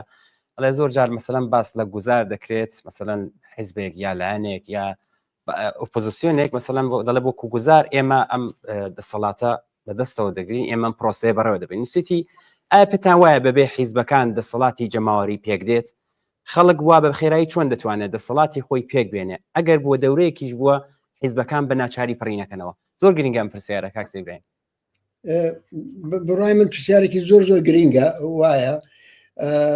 بەڵام مەسەلەکە ئەوەیە جارێ پێش هەموو شتێک ئەوەی کە زۆر بە مەسەلەی گوزارەوە ماندووە بە تەجربەی هەموو دنیادی ومانە گوزار دەبێتە دائیمی وردە بۆی زۆر ڕاستە کە دەستی بە دەسەڵاتەوە گر بە ئاسانی بەری نادا جا بۆیە دەبێت هەمیشە بە چاوێکی گومانەوە چاو لەو ئەوانە بکەی کە هێندە گوزاریان بەلاوە مهمە گوزار منتەفی نییە معلومە دەبێ بیری لە بکەیەوە بۆ گوزاریش بەڵام بزانین لە چم ئەگەر بیر لە ئازادی خەڵکی کوردستان دەکەینەوە یا بیر لە ئازادی ئێران دەکەینەوە لە چ پرۆسەیەک ئەوە ممکنە ئایا ئازادی لە نەتیجەی مەسەلەن ئەوەی کە جمهوری ئیسلامی فەرز کە کوردستان هەروە لە نەتیجەی تەوازن خوایە بەجێ بێڵێ و خەڵکی ڕاپەڕین بخۆیەوە نەبینێ و مەسەلەن وەکو لە ڕۆژاوە هاوسەنگێکی هێز ڕووی دابینی دەوڵەتی بەشار ئەسەد و جوستنەوەی ڕۆژاوە لێ مەسەلا حیزبەکان بچن سەڵات بەدەستەوە بگرن ئەگەر ئێمە باسنەوە ناکەین هەم بە غێر ممکن دەزانین هەمیش باسنەوە ناکەین ئێمە باس لە شرایەتێک دەکەین کە خەڵک ڕاپەڕیوە کە خەڵک ڕاپەڕی یعنی لە چۆ ڕادەپەڕێ لە گەڕەکەکانیەوە ڕادەپەڕێ لە شەقامەکاندا دێت سەر شەقامەکان لە ئیدارە و مەدرسە و زانکۆ و لە کارگا و کارخانە ڕادەپەڕێ لە هەر چۆ ڕاپەڕیوە ناتوانێت هەر لەو جێگایە بنکەیەک دروستکە کە ئەو بنکەیە بۆشایی دەسەڵات لەو شوێنەی خۆی پڕکاتەوە کەوایە ئەوەی کە ئێمە دەڵێن بەڕسمی ناسینی مافی دەسەڵاتدارێتی جەماوەر شتێکی خەیاڵی نییە ئەمە شتێکە تەسەوری ئێمە بۆ شۆڕش و بۆ گۆڕانکاریەوە دێت ئەگەر گۆڕانکارێک لەسەرەوە بە کۆمەکی ئەمریکا و دەوڵەتانی بیجلهێز و نازەم داگیرکردنی ئێران و کەوانە غێر ممکنە بە کۆمەکی دەوڵەتێکی جنایەتکاری وەکو ئیسرائیل و ئەوانە هاتووە خۆ قسەینێکەوە غێر ممکنیشە بەڵام ئەگە قسە لەسەر گۆڕانکاری و ئاڵوگۆری جێگۆرکەی دەسەڵات بە هیمەتی جەماوەر و بە هیمەتی خەباتی جەماوەریە لەو سۆرتە هەر ئەو جەماوەرە دەتوانێت خۆی سازمان بدا وەکو حاکمیت ئەخر لە نەورۆزی ئەو ساڵ ئەو خەڵکەی کە کۆبوونەوەی 100,000 نەفەری ڕێک دەخا سازمانی دەدا تەدارکاتی دەبینێ ئەمنیەتی تامین دەکا نازانم بەزم و شایەکەی و موسیقا و هونەر و ئەوانەی بۆ تامین دەکا بودجەی بۆ تامین دەکا هەم پارچە و نازان پەڕۆ و لیباس و نازم هەرچی ئەوەی بۆ دابین دەکا هەموو ئەوانەی بۆ دابین دەکا ئەو خەڵکە کە ئەو زەرفێتە لە خۆی نیشاندا نابێ باوەڕی پێ بکەین کە دەتوانێت شوڕای شارەکەشی دامەزرێنێ ناتوانین باوەڕ پێ بکەین کە مەرزومات فراهم دەکات بۆی سندوقی دەنگدان و انتخابات و ئەوە ببێ بە مەرجای بۆ حاکمیت و دەسەڵات بەڵێ بە بڕوای من ئەوەی ئەحزابی سیاسی لە کوردستان چەکدارن ئەوە هەم مەترس فقط دەستکەوت نییە لە هەمان کادا مەترسیە ئەگەر لە فەرهەنگی حزبێکی سیاسیدا باوەڕ بە خەڵک نەبێ باوەڕ بە ژن ژیان ئازادی لە عمق و خۆڵای خۆیدا نەبێ ئەگەر ئەو شعارە لە فعالیت و لە ژیانی لە فعالیتی ڕۆژمەڕەی ئەودا ڕنگ نداتەوە هەو دەبێت نیگەران بی بزانی سبەینی ممکن لە گۆڕانکاری لە تەوازنی خوادا تەب بدەنە سەر دەسەڵات خەڵک محروم کەن ئەوە لە حقی حاکمیەتی خۆی بۆیە ئەوە ئەسلێکی زۆر مهمە و ممکنیشە وممکنە هەم تەجربە نیشانیدا وشیاری خەڵکی کوردستان ئەسدایە تەجربەی ڕابردووی هەر ئەوە نیشان دەدا ئێمە وەختێژ ڕژیمی شاڕوخا چوان کرد هەموو شوڕای شارەکان دامەزرانتر لە سنە بنکەکان پێکاتر ئیدارەی ئەموری شاریان ئەمنیەتیان تامین کرد دزی و قەت و جنایەت لەو دەورەدا لە هەمیشە کەمتر بوو وڵاتی زندگیش ڕێک دەخرا کۆمەکیشان دەنار بۆ شوێنەکانی دیکە ئێران هەموو ناناوخانەکانی کورد سنەکاریان دەکرد ڕۆژانە نانیان دەنار بوو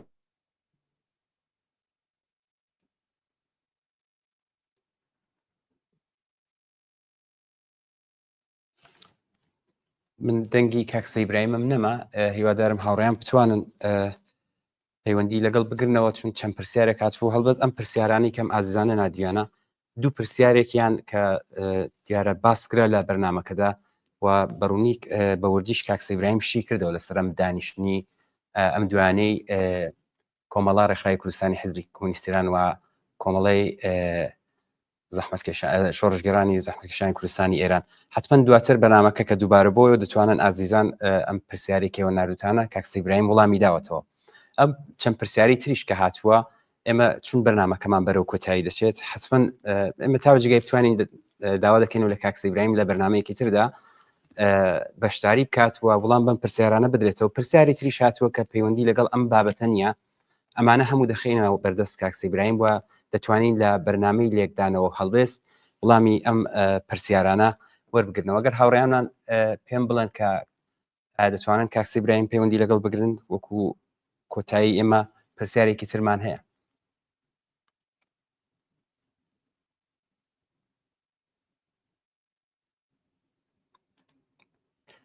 هیوادارم کە کاکسە ئیبراهیم بتوانێت بێتەوە ئێمە دیار و بەرنامەی ئەم شۆمان لەسەر بارودۆخی ئێستای کوردستان بوو کە زۆر هەستیار و هەر ئەمەش بووە هۆی ئەوەی کە ئەولوێتەکانی خۆمان دیاری بکەین کە کاکسە ئیبراهیم زۆر بە جوانی و بە وردی ئیشارەی پێکرد و تەوزیحیدا کە دەبێت ئەولوێتەکانی ئێمە چییە هەمووشمان ئاگادارین کە ئێران لە یەکێک لە هەستیارترین قۆناغەکانی مێژووی خۆیدایە وەلایەکەوە قەیرانە سیاسی و ئابوووریەکان ڕژیمیان بەرەو لێواری دارمان بردو لایەکی کەشۆ گۆڕانکاریەکانی ناوچەکەوای کرد کە هەموو ئەگەرەکان کراو بوون ئەم شەو ئێمە لەگەڵ کاکسە ئیبراهیم زۆر بەوردی باسمان لە بارودۆخە هەستیارەی ئێران بەگشتی و کوردستان بە تایبەتی کرد ئێمە بچین کلیپێک ببینیم زین ئایا دەتوانین دووبارە پەیوەندی بگرین لەگەڵ کاکسە ئیبراهیم کلیپێ ببینین دێنەوە خزمەتان ماسی خانم نەو دەریا چاشێویدا بەسەریا کەفتە ڕێگە خرتە خرت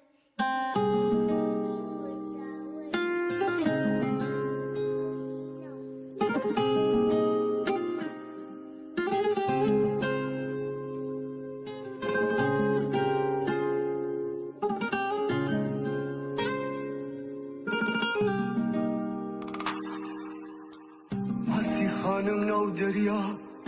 چارشویان دا بسریا دمیان قفل و زنجیر کرد آوازیان کش لچاویا ماسی خانم ماسی خانم ماسی خانم ماسی خانم هر بزردایان پوشان سمای شپولیان خنکان وتیان حرابن بویک قجو خیال تو باران وتیان خویش نوینی ماتل شیطان نستنی تنانت بونی دریا بسر گلدان نهینی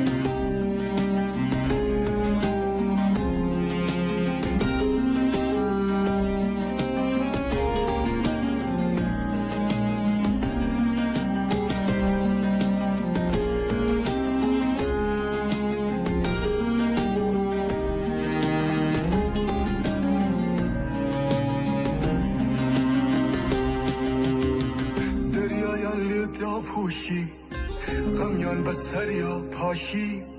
وتیان لم همو رنگا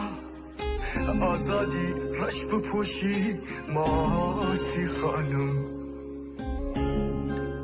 ماسی خانم ماسی خانم ماسی خانم ماسی خانم غمگین بو کلاسی لخن رنگین بو خوی سلطان و خوی خنگان آخر بو سنگین بو ناموس و رگ و غیرت شرف و شان و شوکت هموی لگل تو دایا ماسی خانمی نگبت بلام ماسی گندا توز قاچی لحالدا للیوار دریا وستا شپول بیتو لیدا ماسی خانم ماسی خانم ماسی خانم ماسی خانم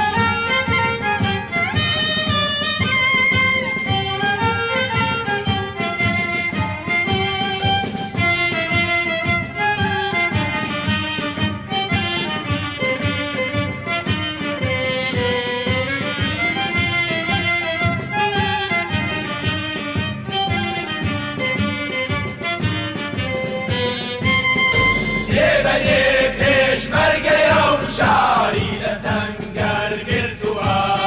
گێژەنی ئەو ئاگرە سوورە وا لەسەر تۆ ماتەڵا دەرکەوانم نم دەبارێ سەوزی کە مەزرای گەنێ نان و هەرزانی بەهایە ڕەنگی تۆی تیا تێکەڵا ئێرەوە ئەسمان جڵەوتە ئەسپی ژێرێت مەشغەڵە باڵگراتیش ڕەو بە هەستە سوورە سواری کۆمەڵە زووکە سەنگەر ئاوەدەنکە ڕەشدەری ماندوو نەناز ئارەقەت بۆ نەوبەرەینە بۆتە بارانی پەڵە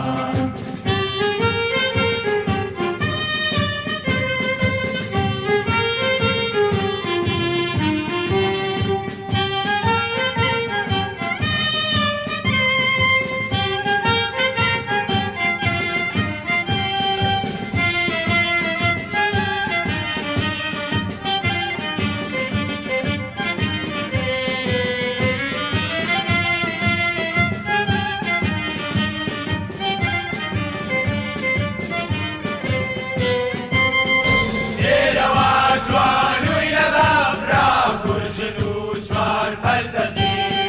بۆ لە ئەستێرەی کەنارگرتووی بەدوای نوورداتەری بەژنی لووتکەی هەڵکشاوی زۆر سەر و بەژنی هەتاو باشی کۆمۆرەی گەڕووی خۆری شەوی ئەنگوستە چاو ئێرەوە ئەسمان جڵەوتە ئەسپی ژێرێت مەشغەڵە باڵگراتیش ڕەو بە هەستە سوورە سواری کۆمەڵە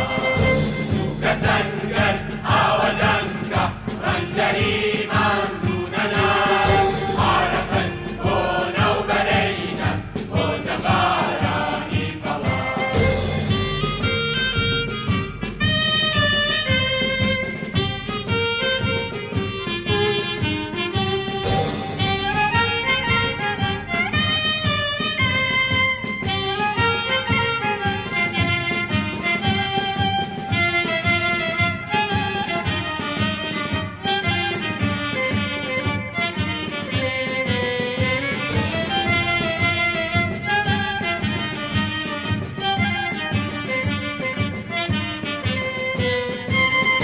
سواری زێریان با بەڕۆچە ماخەدە و پێشباکەوە هەژێنە شەنگە باڵای کاک فوادم سەربەوە دەرکەوە هۆبا بە هۆبا بەردەبازی ڕێگەتر ڕەشدەرن خەڵکی هەژارن کارگەری بەشنەی نەتر ئێرەوە ئەسمان جڵەوتە ئەسپی ژێرێت مەشغەڵە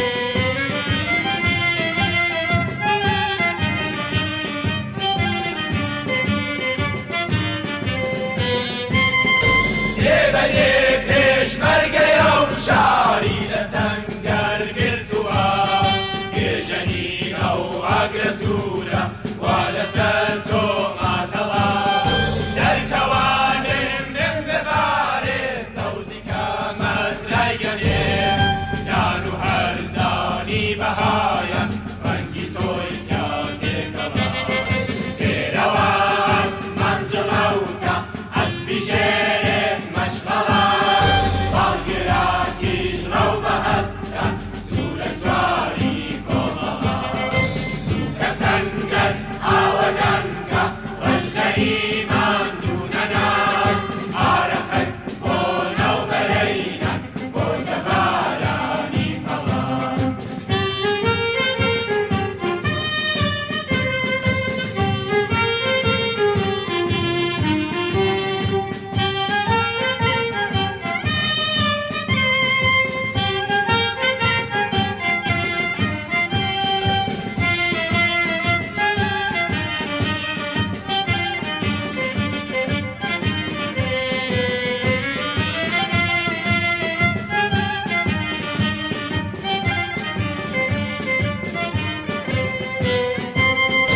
ئێرەوە جوانووی لە بەفرا کورژن و چوار پەلتەزی بۆ لە ئەستێرەی کەنارگرتووی بەدوای دوورداتەری بەژنی لووتکەی هەڵکشاوی زۆر سەر و بەژنی هەتاو ماشی کۆمۆرەی گەڕووی خۆری شەوی ئەنگوستە چاو ئێرەوە ئەسمان جڵەوتە ئەسپی ژێرێت مەشغەڵە باڵگراتیش ڕەو بەهەستە سوورە سواری کۆمەڵە سووکە سەنگەر ئاوەدانکە ڕەنجەری ماندوو نەناز ئارەقەت بۆ نەوبەرەینە بۆتە بارانی پەڵا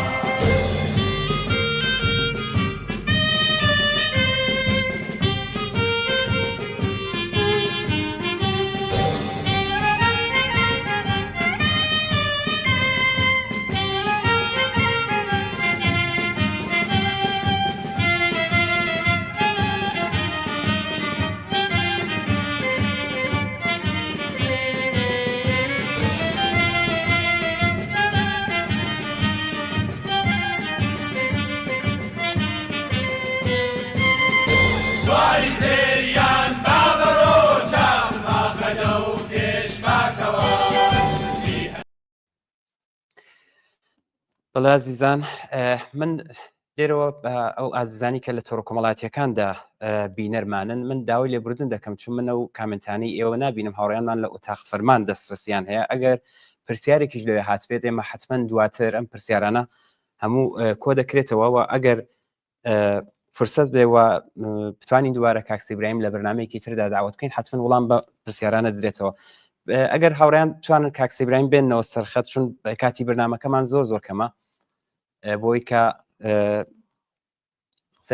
کاکسی برایم پێما بێ پەیوەندیەکەمان لەگەڵ شا کێشە لە بەڕێستان بوو کاتی بەرنامەکەشمان زۆر کەمە کاکسی برایم زۆر پرسیار هاتووە بە خۆشیانم کتووە ئەم پرسیارانە ئەگەر بتوانین بەڕێستان دووبارە جارێکی تر لەم بەرنامەیەدا بەشداری بکەن و بتوانن وەڵام بە پرسیارانە بدرێتەوە ئەگەریش نەبوو حتمما من ئەو پرسیارانە دنێرمە بەڕێستان و لا لێکدانەوە هەڵوێست وەڵام بەم ئازیزانە بدرێتەوە فقط یەک پرسیار گرنگ هاتووە کاکسی برایم بەڕێزێک لە شاری سەقز نووسیوێتی پسێتی ئەم بارودۆخە هەستیاری کە کاکسی برایم بە جوانیشی کردەوە دیارە ئەو ئەرکانی کە باسی کرد ئەم ئەرکە فقط بۆ لایەنە سیاسیەکان نییە ئەم پەیوەندی شاخ و شار لێرەدایە کە دەبێت گرێدرێ بوێک ئەرکی ڕووناکبیران ئەرکی هونەرمەندان چالاکوانان بۆ بەستەمەرگەیاندنی بەهێزکردنی ئەم یەکریزیە ئەڵە چییە؟ جارە پێشم شێمیش داوای لێبوردن دەکەم بۆنەوە کە بەڵێ مشکلێک لە خەتی ئینتەرنێتەکەماندا پێکاتوە نەمانتوانی لەو وەختەدا قسەکانتەوە بکەین دەواریم کە بەڵێ هەروەکو ئێوەش کوتان فرسەتی دیکە بێ هیچ پرسیارێک بێ وەڵام نەمێنێتەوە لە وەڵامی ئەو بەڕێزەدا پێویستە ئەوە بڵێم کە یەکێک لە دەستکەوتەکانی شۆڕشی ژنجیان ئازادی ئەوە بوو کە بە شێوەیەکی بێگجار زۆر بەربڵاو پەرەیدا بە هونەر و فەرهەنگ و ئەدەبیاتی پێشڕەو لە هەموو زەمینەیەکدا هونەر گەشەی کرد لە موسیقا و بگرە تا دەگاتە ئەدەبیاتی نوێشتاری تا دەگاتە حتا فیلم و سینەما و زۆر بواری دیکە لەبەرەوە من پێم وایە دەوری ڕۆناکبینان لەو قۆناغەدا مهمە و ئەسڵەن کەس نابێ کە هیچ کەسی ئازادی خواست شۆڕژگێر خاوەن مەسئولیەت خۆی نابێ لەو دەورەدا بێوەزیفە بزانێت بەڵام هەر کەسە بە پێی زەرفێتێکایەتی ئیمکاناتێکایەتی و توانایە کە دایمەن گەشەشی پێدەدا بۆیە من پێ وایە دەوری هیچ کەس نابێ لە بەرچاو نەگیرێ ئێمە لە شەرایطێکدا دەژین کە تەمەشا دەکەین ژنانی ئەو وڵاتە بە پانایی هەموو وڵات بەرەنگاری ارتجاع و کۆنەپەرستی بوونەوە و شاخیان شکاندووە پاشەکشیان پێ کردووە دەبینین کە مەسەلەن خەڵکی فەقیر و هەژار و زەحمەت کێش بە چەنگ و نینۆک نانی خۆیان لە قوڕگی شێر دەردێنن لەوە شەرایطێکدا ڕووناکبیرێک خوێندکارێک کەسێک کە ممکنیشە ئەو دەرد و مەرگ و فشاری ژیانی ڕۆژانەش زۆر زەختی بۆ نەخسبێتە سەر چۆن دەبێت خۆی بێتە فات بزانێت و چۆن دەبێت ئێمە وەکو حیزبێکی سیاسی مەسئول چۆن دەبێت کارێکی وا بکەین خۆمان لەو هێز و توانە و زەرفێتانە مەحروم بکەین لەبەرەوە بەڵێ بە بڕوای من دەوری گرنگیان هەیە و دەبێت ئەو دەورە ئەگەر لە ڕابردوشدا کەم تەرخەمی بووە دەبێت دەوری شایستی خۆیان پێ بدرێت من بەڕاستی خۆشەکان قەتع بوو من پێم خۆش بۆ قسەیەکیش ئیزافە بکەم بەوانە من پێم وایە کە ئەم گفتوگۆیانەی کە ئێستا لەگەڵ ئەمریکا لە جەریاندایە ئەو شەرایطی کە ئێستا لە ئێران لە گۆڕدایە جۆرێک لە چاوەڕوانیش دروست دەکات جۆرێک چاوەڕوانی خەڵک دەبێت ئەوە بزانن کە ئەگەر قرارە نانێک بێتە سفرەیانەوە ئەگەر قرارێک ئازادیەک بێتە ژیانیانەوە ئەگەر قرارە ئاسوودەیەک ئەوە بەرهەمی دەخالەتی دەوڵەتێکی جەنایەتکاری وەکو ئیسرائیل کە خەڵکی فەلەستین ئاوا قەڵاچۆ دەکات لە بەرچاوی هەموو خەڵکی دنیا بەرهەمی ئەو سیاستدانی دەوڵەتی ئەمریکا کە هەرچی کردوویەتی هەمووی بە زەرەری خەڵکان لەگراوەوە تۆ بەرهەمی کاری ئەمریکا تەماشاکەن لە ئەفغانستان بەرهەمی کاری لە عێراق بەرهەمی کاری لە لیبی هەر کوێی دنیا کە دەوڵەتی ئەمریکا چۆدەستی تێوەرداوە ئەوە ڕووداوەکان و تەحولاتەکەی بخوێنەوە بزان چ کارە ساتێکی بشوێنەوە بوو لەبەر ئومێد بەستن بە و هەر نەوە خۆش باوەڕێ کە گویا لەو ڕێگایەوە سەرکەوتنێشی ئاسان بۆ جەماوەری خەڵکی ئێران ممکنە وەکو سەمێک وایە کە تەزیق بکرێتە ناو ئەو بزوتنەوەیە و دەبێت خۆمان لەو تەوەهماتە بە دوور بگرین. بەڵێ زۆر سپاس کاکسی برایم ئەلبەت ئەو چەند پرسیار هەروەکو یەک هاتووە من بۆ بەڕێزانە بڵێم ئێمە کاکسی برایم وڵامی بەو پرسیارە داوە کە زۆر کەسن لە ناوی وڵات وە دەرەوەی وڵاتیش کە خۆیان لەگەڵ هیچ لایەنێک نبینەوە خۆیان بە چەپ ئەزانن و پرسیارێک شاتووە کە دەڵێ ئێمە هەر کۆمەڵە و چەپیشین هیچ ئاسانکاریەک و ڕێکارێک گیراوەتە بەر بۆ ئەوەی کە ئەم هێزانە دووبارە پێیوەستنەوە بێگومان ئێمە هەوڵماندا لە ساڵی ڕابردوو دو ساڵی ڕابردوو هەوڵماندا چەترێکی وا دروستکەین کە هەموو ئەوانەی کە لە تەیفی ڕادیکاڵ و سۆسیالیستی کۆمەڵەدا جیان دەبێتەوە ئەوانە لە دەورێ کۆ ببنەوە ئەم هەوڵانە تەوان دەتوانێت بەردەوام بێ بەڕاستی تا جگای کە بە دیتنەوەی ڕێگاچارەیەک بۆ پەیوەستکردنی ئەوان بەخۆمان ئەوە لەوە ئێمە لە کۆلی لە ناکەین لە هەر فرسەتێکدا بەڵام ئەوەی کە مهمە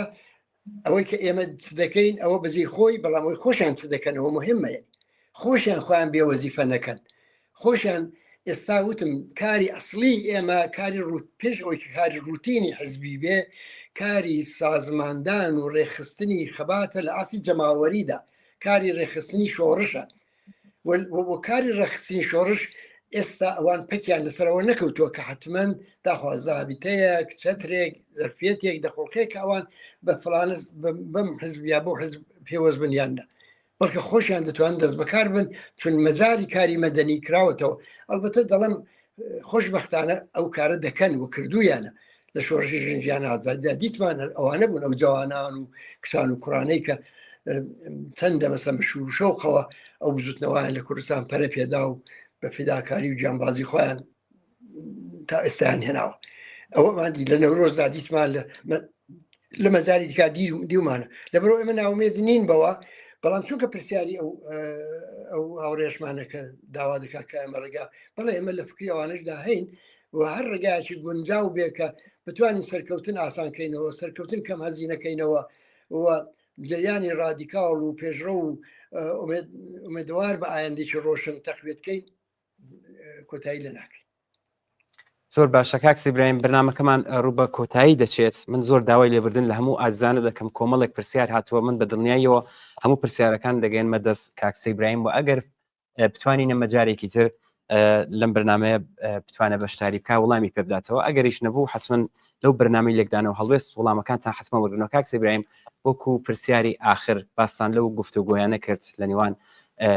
کۆماری ئیسلامی و بڵێن دەوڵەتی ترامدا و ئەو چاڕوانی کە دروست بووە لەلایەن خەڵکەوە. بەڕێستان وەکو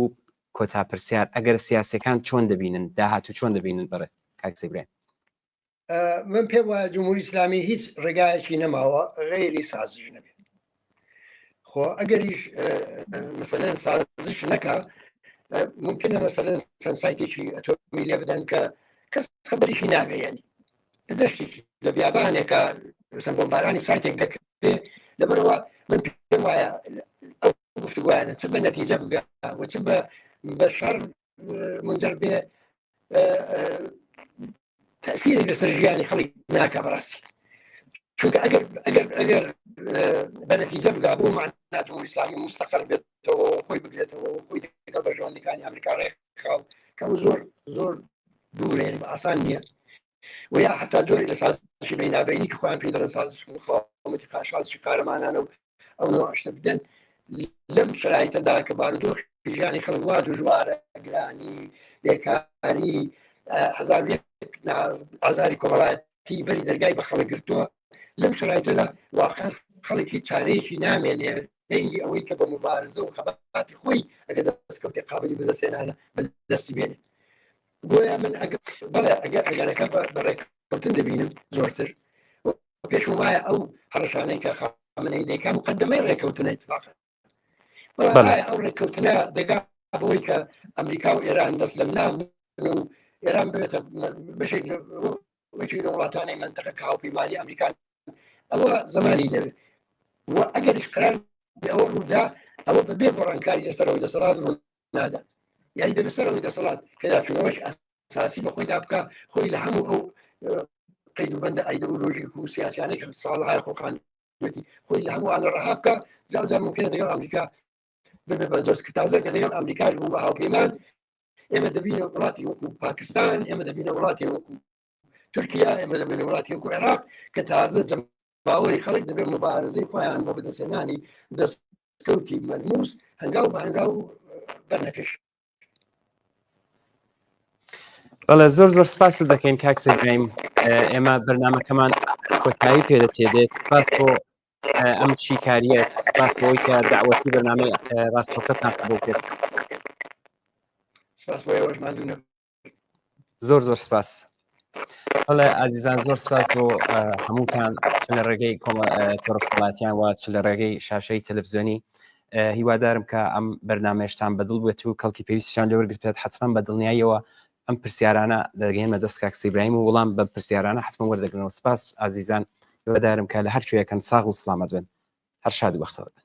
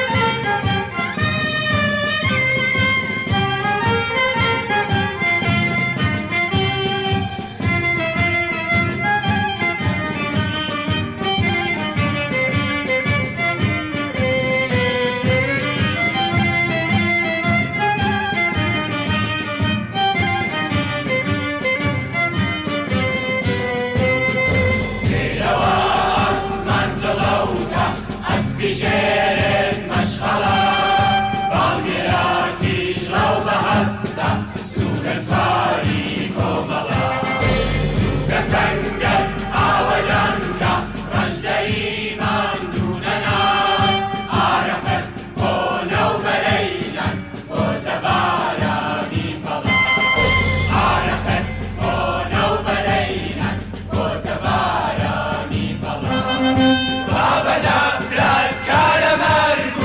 هست